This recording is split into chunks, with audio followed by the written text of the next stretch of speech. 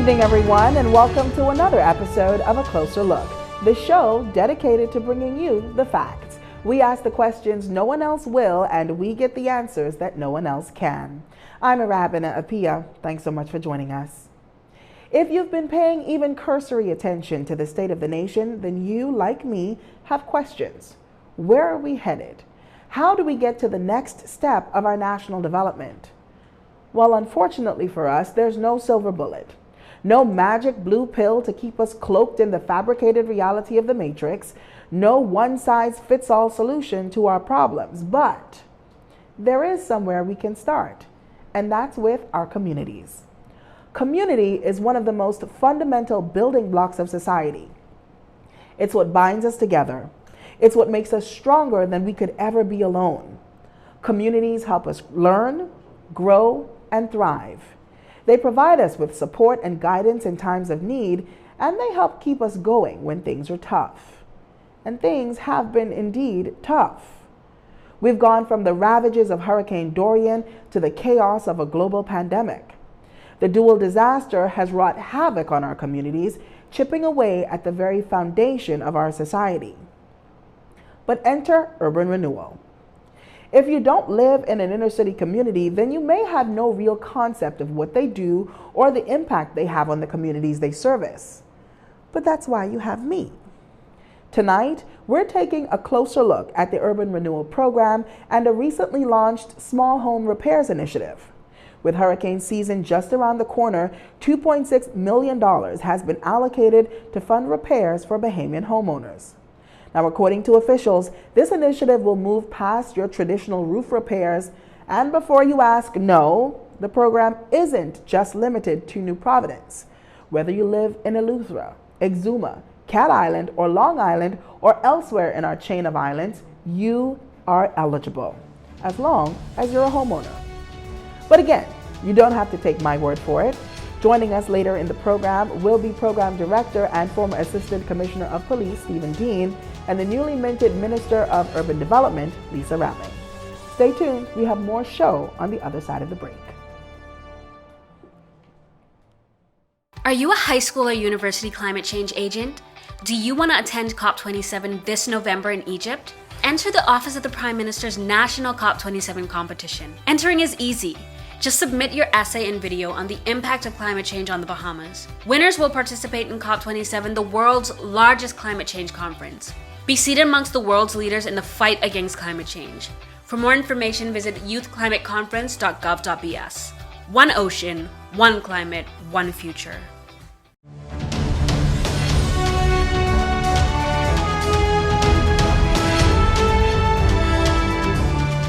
Welcome back. Though stifled by the global pandemic, the work of urban renewal is once again kicking into high gear, starting with a $2.6 million home repairs program. Our independent correspondent, Catherine Gomez, hit the streets for a closer look. I'm sure we've all heard the saying, home is where the heart is. And today we're going to speak to two successful applicants of the home repair program. Minister of State in the Ministry of Social Services and Urban Development, Lisa Ramling, tells us about the Small Home Repair Program and the renewed impact urban renewal is making in inner-city communities post-Hurricane Dorian and COVID-19. In the past, under the former administration, it was called the Small Roof Repair, and we have since revolutionized the program, and it's now called the Small Home Repair. Because in walking and doing assessments in the various communities, both in the inner city and those that are not in the inner city, we've discovered that persons need repair to their home, and it's not necessarily their roof. They're unable to do it because they're unemployed, they're senior citizens, or they just simply need that help. And so for the Davis administration, this means a whole lot.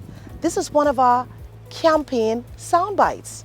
And we said and we promised to provide relief, and not only relief, immediate relief. Minister Rahming says this program will not only restore dignity to homeowners, but it will also provide jobs for small Bahamian contractors, painters, landscapers, and other related service providers. Two sets of persons would be benefiting from this.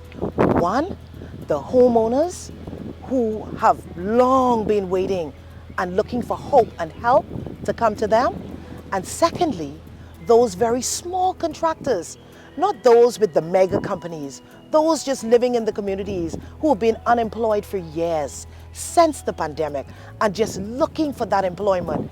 This is just for them. Minister Ramling also indicated that the home repair program could go beyond basic home repairs to include a total transformation of properties where deemed fit. Like I said, it's a revolutionized program to the point where we'll be cleaning up areas, not just their homes, but giving them a sense of dignity and pride by extending it beyond the four walls of their homes. And we're going to do a little gardening if we see a little gardening. If they need a little fence around, we'll do that. And we'll be totally cleaning up the area. Homeowner Linda Roll, a retiree surviving entirely on her pension, says her heart is full of gratitude for being selected for this program, as her house is in serious need of repair. Words cannot even describe it, but I'm excited. I'm blessed to know that I was one of the chosen ones to do it, and the divine favor from God, because it really could have been God, because I was praying for about 3 years now, 3 years every night. I say to the Lord, Lord, please send somebody to fix in and outside this house. So when it happened for me, I was to say for us, I was all excited and in my joy. Contractor Sharon Penn gives us an inside look at what repairs will be done. You will see the roof is leaking here. We intend to repair the roof from outside as first, on top of the exterior. And then we come inside, repair the ceiling, new sheetrock, new T111 where necessary. You'll also notice there are some electrical issues we probably address as well to make sure that when we leave, the home is complete and fully functionable and livable as well. Penn also says he is happy to repair the homes of homeowners who have been struggling in their dire living conditions for years. Well, it's a good feeling for a contractor because we instill a sense of pride in the homeowner, and it boosts their morale. And it's a good feeling for everybody, when we get to see a job we completed well done, and they get to appreciate the fruits of our labor as well. So everybody wins. Homeowner Shadrach Roll, who is a member of the disabled community, has been living in alarming conditions as his roof is severely damaged, yard overgrown and cluttered, and home wrought with major electrical issues. As he is unable to work because of his disability, he said he is incredibly thankful for the help from the home repair program. It's a relief, and it's a relief to having my home repaired, and a lot of weight off my shoulders on assistance, for being assistant as a person with disability, in this country, And it means a lot that the government is stepping up and really putting forward their efforts and the willpower to really help their country fellow men who are in need. As you can imagine, Arabana, the homeowners are overjoyed that their homes are finally being repaired, and they are so grateful to the minister and the ministry for the work they are doing in the community. I'm Catherine Gomez. Back to you, Arabana. Awesome. Joining me now in studio is the chairman of the Urban Renewal Commission, Stephen Dean. Welcome to the show. It's a pleasure. I'm delighted to be here. Thank you so much for joining us. So we know that many Bahamians currently need the assistance getting their homes up to safe and livable standards. Can you tell us a little bit about the home repairs program, its aims and its objectives? What is critical is helping those among us. Those who really, and in some cases, who could have helped in the past, but we know through economic situations, we know what has happened over the past 2-3 years, they can now look for some sort of relief. And persons who have been suffering for years.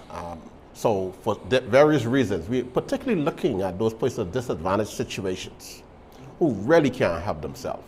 So we are looking at giving them priority in this home repair. Okay, so we're not talking about persons who are looking to have patios and gazebos and that kind of thing. Tell us who truly falls under this program, who will be eligible. Well, we're looking at, like I'm saying, it's wide, because we have some young people in some situations. We have some elderly folks in some situations. Of course, we'll look at the dire situations first, because if we can go to a house and see what is pouring in that now, I think that needs immediate attention. Absolutely. So they're going to be, you take like a medical approach, stop the bleeding first. Right. So we'll go and stop the bleeding. And then later on, you could perform surgery, so to speak. But we will look at those homeowners, and what is important now for persons that we're looking at, a lot of applications are coming in, and we are talking with those persons. You must be able to prove that you own the house, you own the home, because experience in the past have taught us a lot of things. We have found out in the past where persons were renting the homes, or some other family members. Once the home has been renovated, the landlord comes, the rent goes up by $300, or the landlord says, I want to take, the rightful owner says, I want to take my home, and disadvantage that person. So we have found those cases. So we're going to try to do everything to cause a situation like that not to reoccur. Not to reoccur. Okay. Can you give us an idea of how many people have applied so far for this program? For me to give a figure today, and when I look at the hundreds of applications that are constantly coming in, and it's not germane just to New Providence. We're talking about Abaco still reeling from the hurricane, Grand Bahama still there. We're talking Lutra, Abaco, all the way down to Inagua, Maguana, the entire Bahamas. I think we're going to take a comprehensive approach this time to make sure every island is touched. I understand that about $2.6 million has been allocated so far. What happens when that money runs out? What happens if, you have some applicants who just don't fall into the $2.6 million? Well, you start, it's a process that started. And I'm sure it will continue. So it's a continuous process. So persons might not get in the first run, but we will not leave no persons undone. So as long as it takes, and how much money it takes, so you might have to get some raw reallocation, I'm sure it will happen, because this is very important. This is very important. And talk the basic needs of individuals. If we fulfill the basic needs of individuals, we want to get that self-pride. It's nothing like you're home, you can feel relaxed. Look at those people who are retired. You're retired, you want to go to some place where you can feel relaxed. But we want to know that you can live through McCullough Corner. You can be in Snug Corner, Acklands. You can be anywhere in the Bahamas and feel good. Feel good, because your environment has changed, the ambience has changed, your house is all painted up. I mean, we're going to throw another blow. You talk about the landscape, get some nice plants in your yard. You feel good. Yeah, before you go, give us, for our listening audience, for our viewing audience, tell us exactly what the application process. You mentioned that you have to be the homeowner. What else? What else is part of the application process? Contractors, I think, is these are the persons, and this is must get out there. We're looking for small home contractors, small contractors. It's not the mega contractors who can come and just take all with one job. We're talking about you must be a Bahamian citizen, and you must have a business license.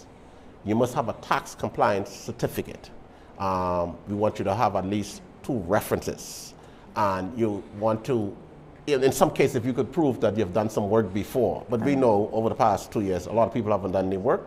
And they're the basic things we want to do. We want to help the small person. In some cases, some persons didn't meet all of those things, but we help them and direct them how to get it. Because we want to help you. We want to make sure that the person through the corner, wherever you live, you don't have to be and have a major company. A small maintenance company, you can get the help. Okay.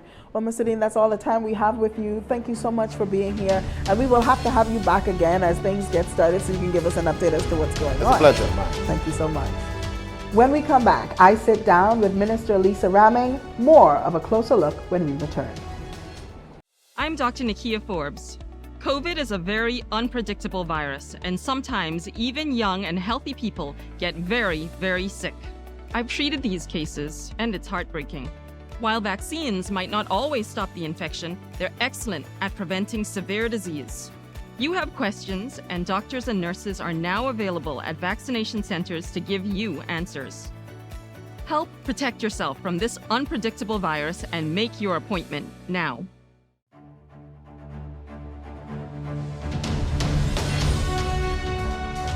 Welcome back. You're watching A Closer Look. I'm Rahming and Chairman, and joining me at the desk is the Minister of State for Social Services and Urban Development, Lisa Ramling. Welcome to the show, and thank you so much for being here. Thank you for having me. Awesome. So this is your first time as a minister in the Davis administration, and you've been tasked with what arguably is going to be a legacy building initiative in urban renewal. Tell us how you feel about your role and what do you see as your impact in this role? On a normal basis, you know that a minister's role is usually just policy making and ensuring that the government's agenda is pushed forward. But as for me, mine is quite different. I'm literally a minister on the ground with the people in the community, in their homes, in the schools, touching, feeling, speaking, engaging. So it's quite, I love it. Now, I know that urban renewal and the activities surrounding urban renewal have slowed down significantly due to COVID. So tell us a little bit about how things are ramping up and tell us what it's like being in the community, being able to touch people and see them where they are. It has been a phenomenal feeling. And you know, like you said, we were shut down for a very long time. And so it's like a breath of fresh air now that we get to go into the community and be more closer with them, going door to door, finding out their needs, making record of it, and fulfilling some of those needs. And so residents now not only hear about us on the radio or on the TV, but they're actually seeing us walking in the community, reaching out to them. And what do you think it's going to take for not just this government, but future governments, future administrations to really see urban renewal as an integral part of community building and community development? Well, I can say this. It saddens my heart because I'm one of the founding members of Urban Renewal when it originally started. And 5 years ago, persons complained about nothing had happened in Urban Renewal. And I know of the impact when I first started, and I know the impact in the lives that have changed through the hands of individuals who worked in Urban Renewal, and I'm one of those persons. And I would say to any government coming in or remaining in, this should not be politics. It's not politics. It has a lot to do with changing lives, not only in New Providence, but on the family of islands and through the breadth and length of the Commonwealth of the Bahamas. Well, I imagine the work that Urban Renewal is doing is not easy work. So can you give me an idea of maybe what are some of the issues that you encounter, some of the problems, some of the specific challenges that you face in your role as the minister and that you faced even previously prior to coming to this position? Well, I can tell you most of the major issues: unemployment, poor living conditions, high crime, domestic violence. Wow. We have kids who don't go to school because they don't have lunch, they don't have school shoes, and I can go on and on. And are there groups that Urban Renewal is working with within the communities to assist residents, in cases like you're describing now? Yes, certainly. We have a relief task that is responsible for going into community and reaching out to these residents, those who particularly express whether they are experiencing domestic violence or some resolution that needs to be resolved. We have persons who go into the community and reach out to them. And of course, we have our partners, the Women Crisis Center, and other NGOs who we partner with in terms of fulfilling some of these issues that exist. You've spoken about some of the challenges. What are some of the programs that Urban Renewal is implementing to reach people? I understand that there's an amazing sporting program that you guys are implementing. Tell us a little bit about that. Well, you would know, and I think that our country have expressed it and shown it, that sports is highly important. Not so much of the fund and fare that we get for winning all the goals, but we know before you can win that goal, you have to first get involved. And we know that with most of the sports, some of the kids will never have the opportunity to do swimming, to do tennis, to do golf. So we've expanded even to that. And so we have tons of applications of kids who want to do the sporting program. And so that is going to be on board next week. As of next week? As of next week. How can persons who are interested, students who are interested, get involved in a program like that? Well, anybody who's interested in being a part of that, they can go at any of the urban centers and fill out the application, ensure that their parents sign the application, And of course, the managers would call them to the commission and we'll collect them. Now, one of the highlights, and I think everyone will agree that one of the highlights of Urban Renewal is the Urban Renewal Band. They've been all over the world. They perform, and they perform at a level of excellence that I think people enjoy. Can you tell us a little bit about the band and the work that they are doing? Yes. Well, the band has been the spotlight since we came rolling out with the Revolutionize program. And so we're getting so many calls from everywhere. Everyone wants the band to perform to their event. And so at this point, we have some over 200 plus students, and it's important for us. And I say us because I'm on the ground minister, touching, feeling, reaching out. And so it's important for us to stay in contact with these kids because it gives them a level of discipline. It gives them something positive to do. They don't have to be involved in gangs. They don't have to be idle. They have something to do. And not only that, just recently, we had a university that joined hands with us and they gave 10 scholarships. Those kids who have some of them never went to the US, will now be going to the US for school. So I'm excited to see the impact that the band has. And let me say this, I used to be the assistant director of the Urban Renewal Band under the Perry Christie administration. I used to do the saxophone and I used to teach. I don't play anymore, but I still can. So I love music. Awesome. Yes. So give us an idea of where you see the impact of urban renewal. And we're talking about inner city communities where we have Bahamians, we have persons from the Haitian community as well. Can you talk about the work that Urban Renewal does in helping persons from all walks of life? So let me say this, that's so important that you would have mentioned the Haitian community. And not only the Haitian, we also have Jamaicans and we have other nationalities that exist here. I can say that we have come across a number of children, even parents, who are stateless. Can you imagine? So what we did, we don't turn them away. We still engage them because some of them are not here, I wouldn't say illegal, they're not here illegal, but because of who their father or their mother is or was, they're here, but they don't have citizenship. Right. And so we intend to do what we've done in the past. What did we do? We did all that we can with the Ministry of Foreign Affairs to ensure that these kids have documentation. Why? Because if we don't, it would infringe their rights and they would have no way of getting into the University of the Bahamas or even think of getting a scholarship in the United States. That's very important. Well, Minister, that's all the time we have with you tonight, but thank you so much for being here. And thank you for having me. Awesome. Well, the show is not over just yet. A Closer Look continues with a very special segment right after this. We are no stranger to loss. However, recently, we have been facing the death of so many loved ones and friends. The loss causes us to experience grief, and grief is a natural emotional response, and it could take days, months, and even years to work through the feelings. If you're experiencing loss right now, you may be experiencing denial, anger of how that had happened, or guilt of it all around you, and then depression, deep sadness, and then finally acceptance, accepting the loss and willingness to move on. Remember, there is hope for you and you don't have to go through this alone.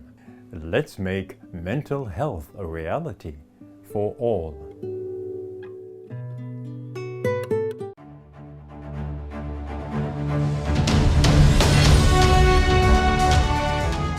The power of community.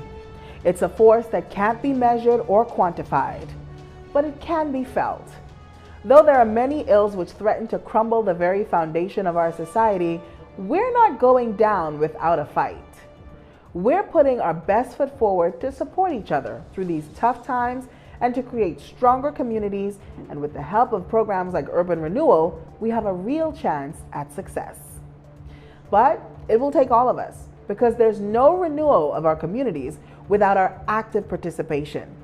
I encourage all of you, our viewers, to start thinking about how you can get involved. What can you do? Where can you lend your support? How can you strengthen your community? I'm Arabina Apia, and I'll be here next week for a closer look at the stories grabbing headlines and sparking conversation. But before I go, I'd like to leave you with the sights and sounds of the often imitated, never duplicated, world-renowned Urban Renewal Band. Good night, everyone.